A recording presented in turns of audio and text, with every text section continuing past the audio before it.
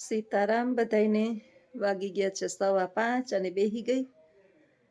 કૂતરાની રાહ જોઈને બેઠી છું કે ગલુડિયા છે ને અહીંયા પાછળ રમે છે હજી. 5:30 થાય ને એટલે એનો ટાઈમ થાય જમવાનો, એટલે જમાડી દઉં ને તો પછી નવરી થાવ. તો મેં કીધું જે આવ્યા નથી તા મોબાઈલ થોડીક વાર લઈ લઉં ને વિડીયો બનાવી લઉં.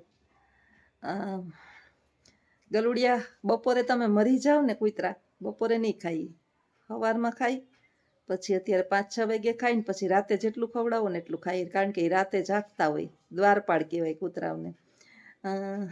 બધા કહે છે કે કૂતરાઓ જે છે ને ઘરમાં ન રખાય, પણ હવે આ એવા થયા તો શું કરવું, એવા ઘરમાં જ થયા છે. કૂતરા દ્વારપાળ છે ખરેખર. એને ચોકી પેરો કરવાનો હોય, રસોડા સુધી કૂતરું ના જવું જોઈએ, પણ આપણે અત્યારે છોકરાઓને જેમ રાખવા માંડ્યા એટલે હું જ રાખું, બીજાઓને ક્યાં ના પાડું. ઘરની અંદરથી બહાર જ નથી નીકળતું. ઓલું અમારું ચાપલું છે, એક બેન પૂછતા હતા કે ચાપલું છે, ચાપલું એનું ચાપલું છે, ચાપલું કૂતરાનું નામ છે બેન. મારી કૂતરી છે ને એનું નામ ચાપલું છે, ચાપલી. એના બે વાંખલા પગ નથી ને એટલે હવે એને અંદર જ રહેવા પડે. બાયણે એને બીજા કૂતરા વીખી નાખે છે. વીખતા હતા એટલે તો એને અંદર લીધું. આ કોઈ પાડેલું કે વીઆઈપી કે વિદેશી નથી, આ સાદું ને સીધું છે. બેઠી બેઠા વિચાર આવ્યો. અનુભવ જે છે ને, પુસ્તકથી મોટું વધારે મહત્વનું જ્ઞાન આપનાર છે ને એ અનુભવ છે. તમે ગમે એટલા પુસ્તકો વાંચો, ગમે એટલી ડિગ્રી લઈ લ્યો, પણ જ્યાં સુધી જીવનની અંદર અનુભવ ન થાય ને ત્યાં સુધી પૂરતી ડિગ્રી. મનુષ્ય જીવે ને ત્યાં સુધી એને અવનવા અનુભવો થાય રાખે. હાથીના દેખાડવા નહીં અલગ ને ચાવવા નહીં અલગ. માણસ બોલે કંઈક ને કરે કંઈક. આ પૃથ્વી પર લગભગ તમને જ્યાદાતર માણસ જે છે ને એ આવા જોવા મળશે. એના માટે થઈ અને પાછા બોલીની અંદર શું હોય એ તમને આજે હું તમને કહું છું કે તક્ષકસ્ય વિષમ દંતે. ભગવાને આદિપરાશક્તિ જે છે, માં શિવની શક્તિ, એ આદિપરાશક્તિ કહેવાય. એ શિવની શક્તિ જે છે ને, શંકરની પાર્વતી જેને આપણે કહીએ છીએ, આદિપરાશક્તિ છે, પ્રકૃતિની દેવી છે. આ પ્રકૃતિનું એણે સર્જન કર્યું. આ સર્જન કર્યું ને એમાં એણે ઘણું બધું સર્જન કર્યું. પશુ પક્ષી જીવ જંતુ માનવ દાનવ બધા. દાનવે ભેગા, નહીં તો બેલેન્સ ન રહીએ. સારું માણસ છે એમ કેમ ખબર પડે? ખરાબ માણસ સમાજમાં હોય તો સારાની કિંમત થાય ને. બધાય સારા જ હોય તો, ને બધાય ખરાબ હોય તો સમાજ ન ચાલે. એટલે પ્રકૃતિનું નિર્માણ કર્યું. એની અંદર એક શ્લોક મૂક્યો કે તક્ષકસ્ય વિષમ દંતે મસ્તિકાય મસ્તકે મક્ષિકાય મસ્તકે છે વૃષિકાય વિષમ પૃચ્છે દુર્જનસ્ય સર્વાંગે. આ સંસ્કૃતનું સુભાષિત એક આપણા માટે છે કે તક્ષક નાગ જે ઝેરીમાં ઝેરી નાગ છે, પરીક્ષિત રાજાને કરડવા માટે સુનશેપ જે છે એને શાપ આપ્યો હતો કે તને 7 દિવસની અંદર તક્ષક નાગ કરડશે. એનું નાગનું કરડું બચે નહીં, ઓન ધ સ્પોટ ફેસલો. એનું વિષ જે છે ને એના દાંતમાં હોય. બીજે તમે એને અડો રમો, માથે બેસી જાઓ, કાંઈ ફેર ન પડે. અને એમ કરડે નહીં. એને આદેશ આપે તો જ, યમરાજાનો આદેશ હોય તો જ એને આપને કરડે. એટલે તક્ષકનું વિષ જે છે એ દાંતમાં હોય. મક્ષિકા એટલે માખી થાય. મક્ષિકા એ મસ્તકે છે. માખીનું ઝેર છે ને મસ્તકમાં હોય. હવે આ માખી જે છે એ પેલી સામાન્ય માખી આવે એ નહીં. અત્યારે આપણું તો કામકાજ એવું થઈ ગયું છે કે ચામાં માખી પડે ને તો ચા ફેંકાઈ જાય, અને ઘીમાં માખી પડે તો ઘી ફેંકાઈ જાય. માણસ સગવડીયો ધર્મ ગમે ત્યાં હાચવી લે કે સસ્તું હોય ફેંકાઈ જાય. કા ઘી નથી ફેંકી દેતા? ડબરો કિલા એકનો ભર્યો હોય, ખબર છે 700 રૂપિયાનું ચોખ્ખું કિલો ઘી મળતું નથી. 600, 650, 700 જેવી જેને કિંમત લેવી હોય એ લે બધાય. તો માખીનું ઝેર એ પેલી માખી હોય, મધુમક્ખી આવે ને એનું ઝેર જે છે ને એના માથામાં હોય. વૃશ્ચિક એટલે વીછી થાય, એનું ઝેર પૂંછડામાં હોય, પૃચ્છે. પરંતુ દુર્જનસ્ય સર્વાંગે, દુર્જનના આખા અંગમાં ઝેર હોય. મનુષ્યની આપણે એમ કહેવાય છે કે આપણા સામું જોવે ને એટલે આપને ખબર પડી જાય કે એની જોવાની ક્ષમતામાં લાગણીના ભાવ પ્રગટ થયા છે કે લાગણીની અંદર એ જે છે ને ઝેરનું વૃક્ષ થયું છે. સાયકોલોજીની અંદર ભણવામાં આવે. આંખ જે છે ને બધું બહુ કહી દે છે. આપણી આંખો કોની સામે તમે કઈ દ્રષ્ટિથી જોવો છો ને, સામે વાળું થોડું કઈ બુદ્ધિશાળી હોય ને તો એને ખબર પડી જાય. 11માં 12માં કોલેજના 3 વર્ષમાં મારે એક પુસ્તક જે છે ને એ સાયકોલોજીનું ભણવામાં આવતું. 11 12માં એક પછી 12માં કોલેજમાં ને એમાં તો 2 પુસ્તકો આવતા, ચાઇલ્ડ સાયકોલોજી, બાળકનું મનોવિજ્ઞાન, જેને મનનું વિજ્ઞાન કહેવાય. તમે આ ભણી લ્યો ને એટલે માણસને પરખતા તો ચોક્કસ શીખી જ જાઓ કે માણસના મનની અંદર શું હાલે છે. આપણી ઘરે આવ્યા હોય ને આપણે શું કેવા આવ્યા છે, આપણે ખબર જ પડી જાય કે બાંધવાના મૂળમાં જ આવ્યા છે. આપણે શાંતિ પકડી જવાની, કારણ કે કૂતરું ભસે તો એનો અર્થ એવો તો નથી કે આપણે ભાવ કરીએ. કૂતરું ભૈસે રાખે ને હાથી ચાલ્યો જાય. એના જેમ દુર્જનનું કરડું માણસ બચતું નથી. માણસ જે છે ને, માણસની પાછળ એટલું બધું પડી જાય છે ને. પાછળ પડનારા કોઈ બહુ દૂરના નથી હોતા. તમે ટ્રેનમાં જાઓ, મુસાફરી કરો એટલે તમને બાજુના પેસેન્જર જે છે એ કંઈક સારા સ્વભાવના સારા હોય તો આપણે એકબીજા જે છે એ હાય હેલો કરીને ભાગતા. પછી કોણ તું ને કોણ હું. નોકરી કરો તો તમને નોકરી કરો તો 2 કલાક 5 કલાક જ્યાં સુધી તમારી નોકરી છે, તમારે હારી તમારે રાખવી હોય તો બોલો ચાલો ને ભેગા નાસ્તો કરો, નહીંતર તારું કામથી મતલબ. આ દુઃખ દેનાર બધા જે છે ને આપણી આસપાસ વીંટળાયેલા આપણા હોય, આપણાથી જોડાયેલા હોય. અને આની આંખોમાં એના આવવામાં આપણી ઘરની અંદર પ્રવેશ થાય, ત્યાંથી આપણને ખબર પડી જાય કે એની એન્ટ્રી જે છે એ આપણે મળવાની છે કે બાંધવાની છે. હવે આના માટે તમારે એની આંખો જોવી પડે, આંખો પડવી પડે કે શું ચાલે છે મગજની અંદર અત્યારે, શું કેવા આવ્યા છે. આ બધું જે છે એ આંખોના ભાવ પ્રગટ કરી દે. એટલે દુર્જનના તો આખા અંગમાં ઝેર હોય છે અને આનું કરડું બચતું નથી.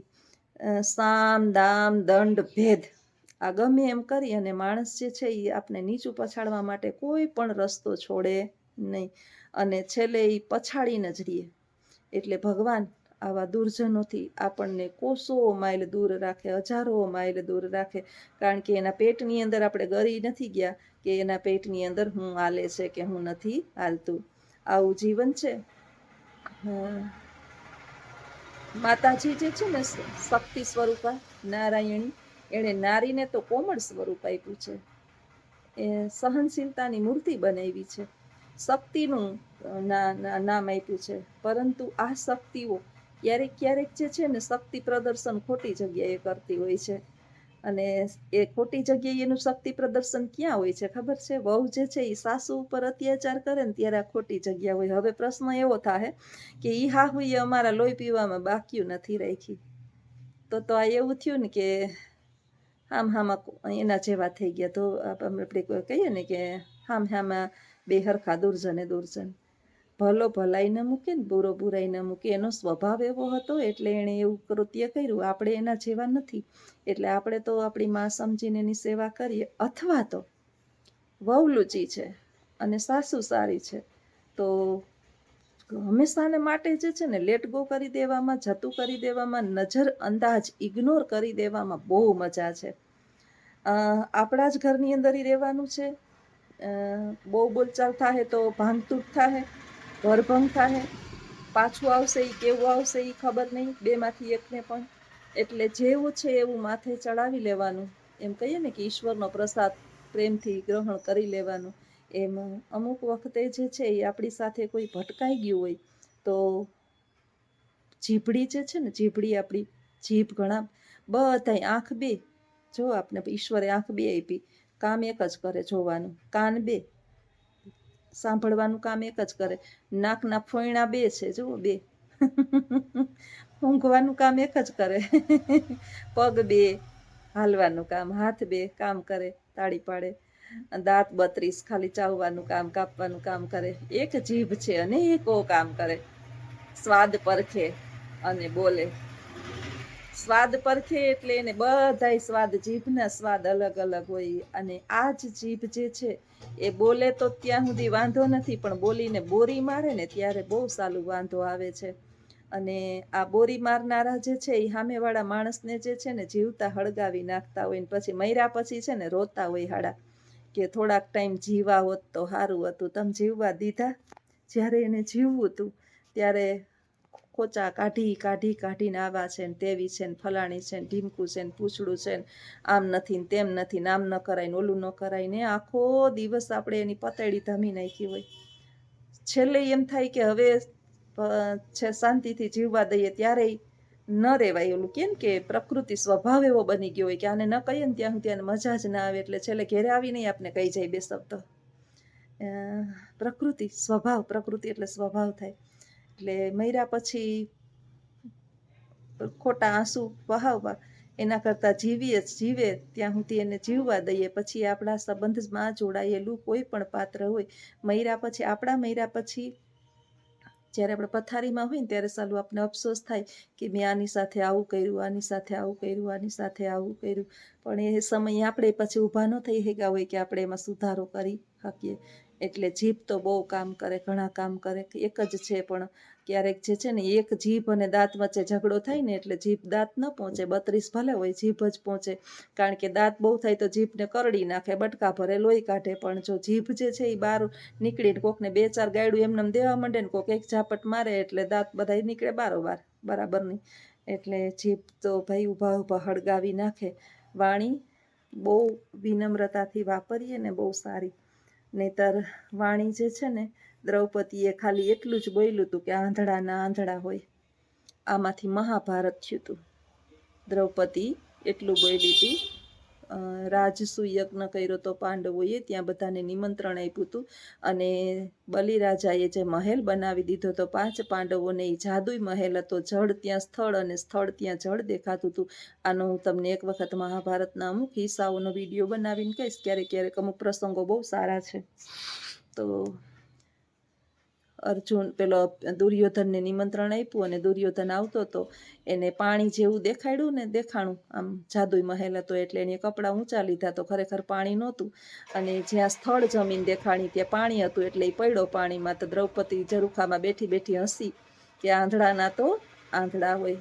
બહુ એને ડંખ લાગ્યો અને ત્યારે એને પ્રતિજ્ઞા લીધી કે તારું અપમાન કરીશ. અને પછી એનું વસ્ત્રહરણ કરવામાં આવ્યું હતું.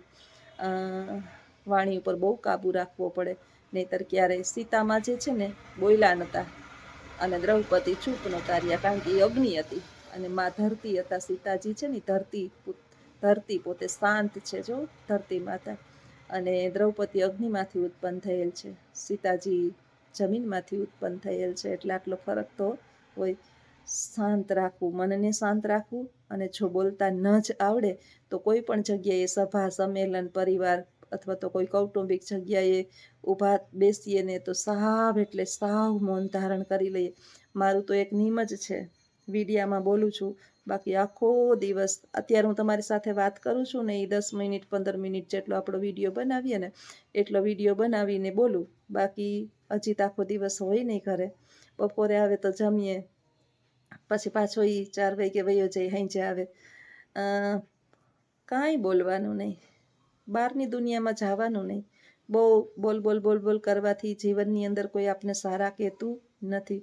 સભા સંસદોની વચ્ચે આવડત વિનાનું અધૂરું જ્ઞાન બહુ દુઃખ આપે છે. અધૂરી વાત, અધૂરું જ્ઞાન, અધૂરું બધું જે છે ને અધૂરું બહુ દુઃખ આપે.